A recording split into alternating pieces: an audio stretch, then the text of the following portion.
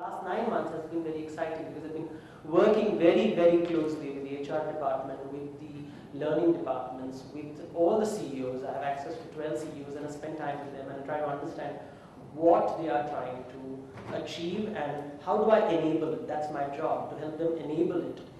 And it's funny, how does mythologists and how does the study of mythology enable CEOs to do their work more efficiently and effectively? And I think that is because we have not understood this wonderful subject that exists. I was not taught this in a university, it's completely self-taught, but I'm grateful to God for giving me this gift. So what I will do is take you through new ways of looking at same old things, and perhaps that might help you in your work. First, what does this belief officer mean? People keep asking, what does it mean? It's a very simple, it's an intervention strategy. You see, we believe in a 3B model. We believe that your business depends on how people behave. Who behaves? The internal customer and the external customer. So if the external customer behaves the way you want them to behave and the internal customer behaves the way you want them to behave, you will get your business. But before your behavior, there is something what influences your behavior is your belief. And now, behavior can be measured, behavior is objective. But belief is not. You cannot see behavior. You cannot see belief. You can never ever see belief. So I never really know where you come from. I can see what you do, but I never know where you come from. My intervention point is that belief space, where what does a person believe in? And that's the way we work. So that's why the designation. And the point is that every culture believes in different things, which means every organization believes in different things. Future Group is designed to satisfy a particular belief. It functions on a belief that customer is God, because you are a retail company primarily, and you have people from India 1 and India 2 entering pantaloons, entering Big Bazaar, and you want to work so that they behave in a particular way so that your sales increase, your profit margins increase. You want to influence their behavior, but we have to believe that we can influence their behavior. India 2, for example, will not enter a 5-star hotel. So if you design your mall like a 5-star hotel, India 2 will not enter, and your market is India 2. So you have to think from their perspective and design your mall accordingly. Now these belief patterns are not very common. People don't understand that we live in different Indias. Rama Vijayapurkar wrote this brilliant book which talks about India being a mosaic of so many different groups of people. So we are functioning at what people believe in and then intervening at that point, specifically with reference to performance management. Now, you see, in Future Group there are two values that we believe in. One is called Indianness and the other is called flow. Indianness means we think that the best way to deal with India is to look at Indian things, and one of the sources is Indian mythology. That's where I come in. But more importantly, specific to performance management, we're talking about the belief in flow, which means nature follows a particular pattern, align with that flow, don't go against it. And let's look at the flow that we are dealing with. You see, I'm giving you 3 major characters from Bollywood. About 50 years ago, it was Guru Dutt. Despair. Look at the films, this great tragic hero. Then you have the 70s, where you have Amitabh Bachchan and the angry young man. Angry because the license Raj controlled him and he could do many more things.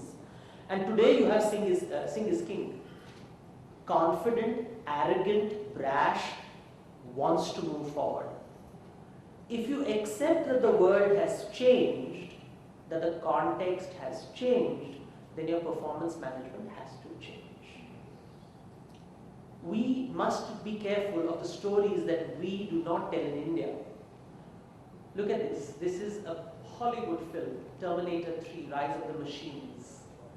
Such a story will not work in India. It talks about the great angst of humans and technology. When was the last time Bollywood produced a film dealing with machines? Yet in the corporate world, we are controlled by softwares and technologies and machines which tell us how to think. This is the way you shall rate people. This is the way you shall set your goal. This is the way you shall... Everything is controlled by a set of boxes and drop downs and click buttons. 90% of India is not exposed to the software. these softwares. We think differently, and yet business exists in every village, in every town. We have had a huge business culture for hundreds of years.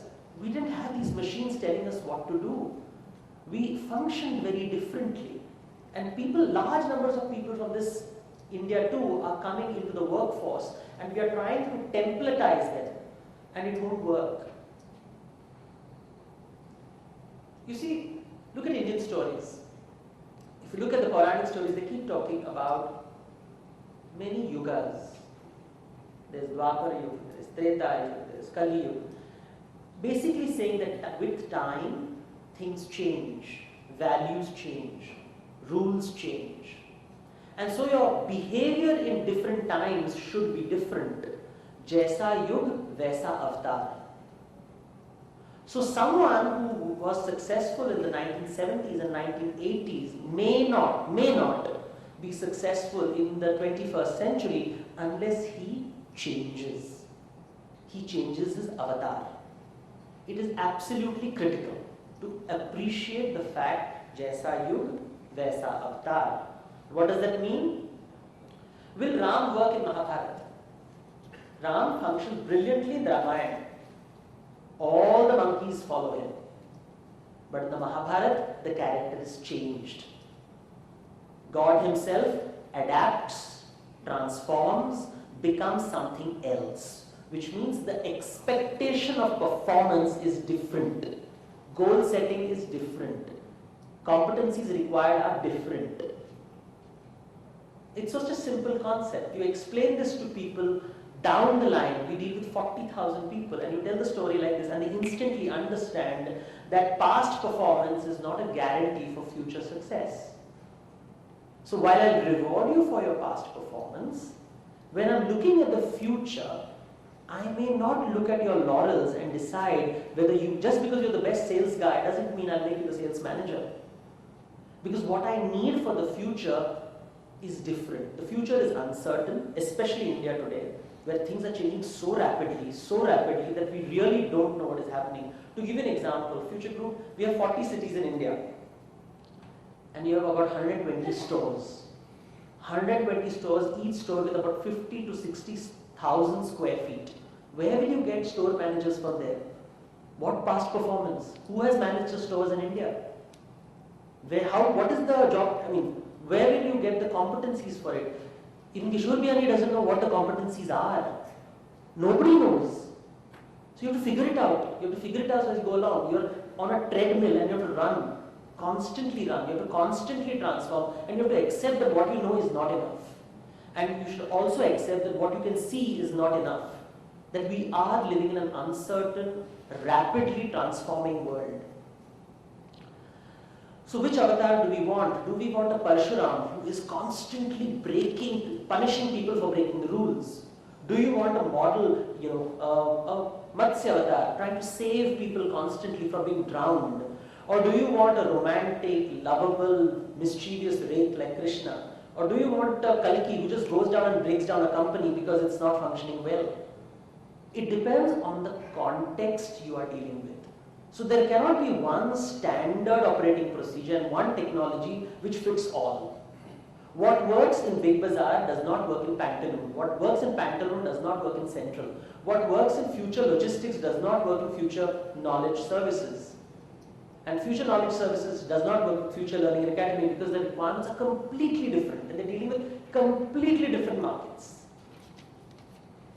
What we need, we have realized in the Future Group, is Vishnus. What do we mean by that? Someone who is adaptable, ready to become a fish, ready to become a boar, ready to become a priest, a king, a charioteer, depending on what the need of the hour is. That's what we want. Not someone with, I can only do this. I'm an expert at being a fish. You are not required. An expert boar is not required. An expert priest is not required. What we want is someone who is able to adapt rapidly. How do you find that? What is the system that I can find to identify such young people so that they'll work for me in the future? Future Group is a very young company, barely 6-7 years old. And the stores will do well only 10 years from today. So I need that young talent to be identified quickly. What we need is someone who understands that if I'm a Vishnu, I will attract Lakshmi. Lakshmi will follow me. So he has an entrepreneurial skill. He knows I can milk the market for revenue.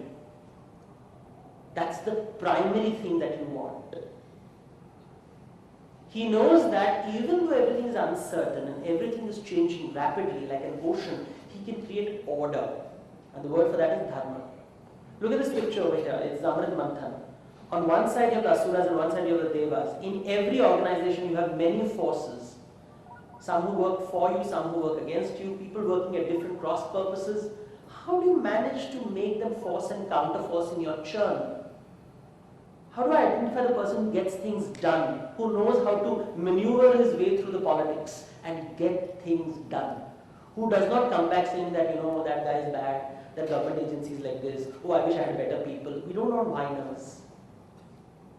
It's very irritating to get whiners. What you need people is who accept people for what they are with their shortcomings and manipulating their way, manipulating is the wrong word perhaps, but maneuvering their way and getting the job done. We are in a land of jugadus.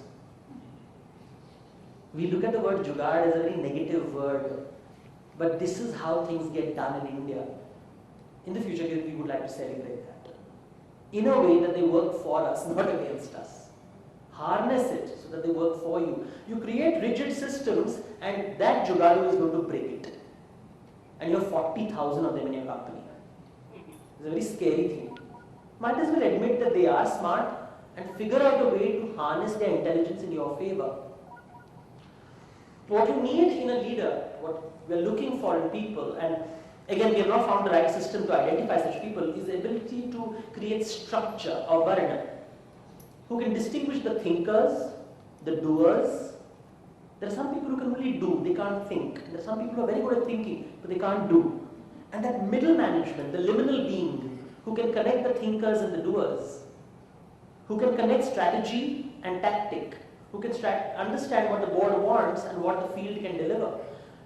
An extremely critical component who can give feedbacks from the market to the board and who can understand the vision of the leader and translate it and not say that, oh, I don't have enough resources. That's what you're looking for. What you're looking for is the ashrama system. Someone who knows that all roles are temporary. If I'm a manager today, it means next year I may not be a manager. And who doesn't get heartbroken, a CEO doesn't break down when he's told that, okay, from tomorrow you will not be CEO, you will be the corporate strategy office. He says, Arey baapre, I was working, 20,000 people reported to me and today nobody's reporting to me. He doesn't have a nervous breakdown. It happens.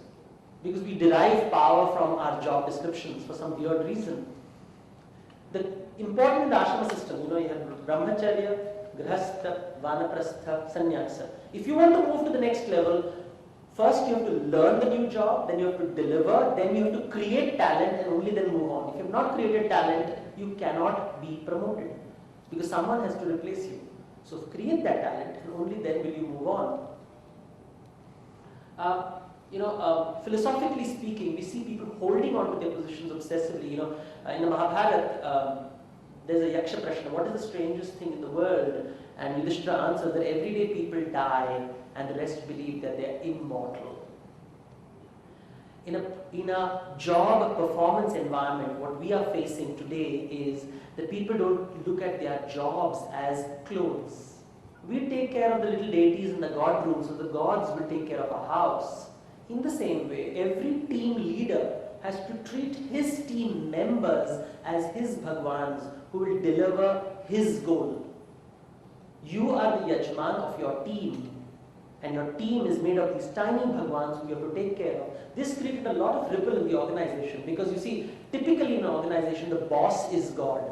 This perforce makes the customer God, internal customer as well as the external customer. If the internal customer is God, then evoke the divinity in him, and it's not jargon. By God, you just mean infinite potential. If you think he can grow, help him grow. If you don't believe he can grow, no performance management will help you. Ultimately, it comes down to a simple principle called Swaha Tathastu. You get what you give. You get what you give. So if the organization wants to grow, it must help people grow. If people don't grow, the organization won't grow.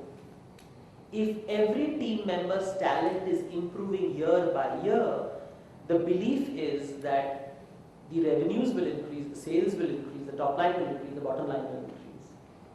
So the approach is here not of a system, but of a belief. Focusing on the belief of leaders and leaders to be, and helping them discover their abilities. Now, how do we do this? Through conversation, through vartala. This cannot be put in a system. I cannot put this in an Excel sheet.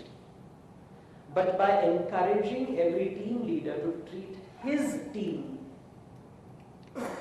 as his set of Bhagwans and helping them grow.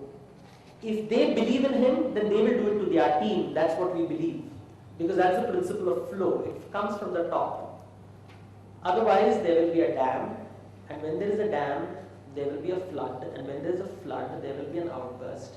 And it will be the end. So some different ways of looking at performance management.